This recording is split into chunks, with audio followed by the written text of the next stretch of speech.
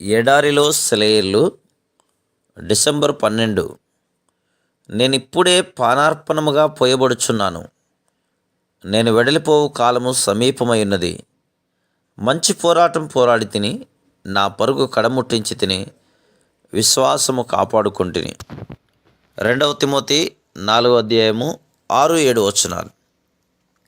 సైనికులు ముసలితనంలో తమ ఇళ్ళకి తిరిగి వచ్చేసినప్పుడు తమ దేహానికి ఉన్న గాయపు మచ్చల్ని చూపించి తాము పాల్గొన్న యుద్ధాల గురించి చెబుతుంటారు.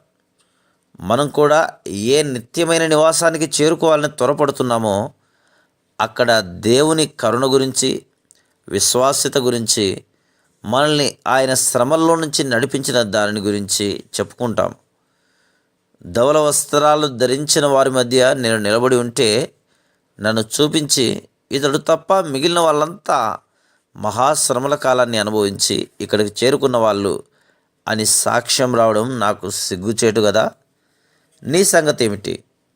దుఃఖం అంటే ఏమిటో తెలియని పరిశుద్ధుడు ఇడిగో అని నీ వైపు చెయ్యెత్తి ఎవరైనా చూపించడం నీకు ఇష్టమా? అయితే ఆ గొప్ప గుంపులో ఒంటరి అవుతావు.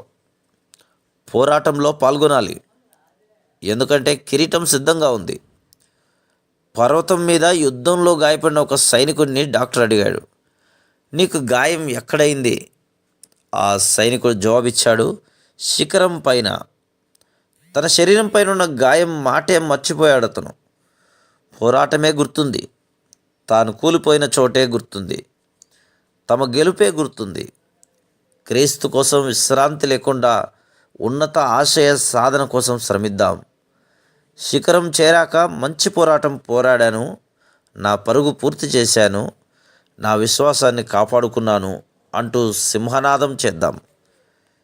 నీ పని సంపూర్ణం చెయ్యి, ఆ పైన విశ్రమించు. విశ్రాంతి దేవుడిచ్చేదే, ఆ విశ్రాంతి శాశ్వతమని గుర్తించు. దేవుడు నీ దగ్గర పథకాలు, డిగ్రీలు ఉన్నాయా అని చూడడు, నీ గాయపు మచ్చల్ని చూస్తాడు. ఒక వీరుని గురించి రాసిన పాటలో ఒక వచనం, అతని వీర ఖడ్గానికి అలంకారాలేం లేవు, అన్నీ గంట్లు తప్ప. సేవలో తనకి సంక్రమించిన గాయపు మచ్చలు తప్ప ఇతర అలంకారాలను ఏ యోగ్యుడైన సేవకుడు కోరుకుంటాడు? కిరీటం కోసం తాను భరించిన నష్టాలు, క్రీస్తు కోసం పడిన నిందలు, దేవుని సేవలో తాను పొందిన అలసట, ఇవే అతనికి గర్వకారణాలు. Praise the lord.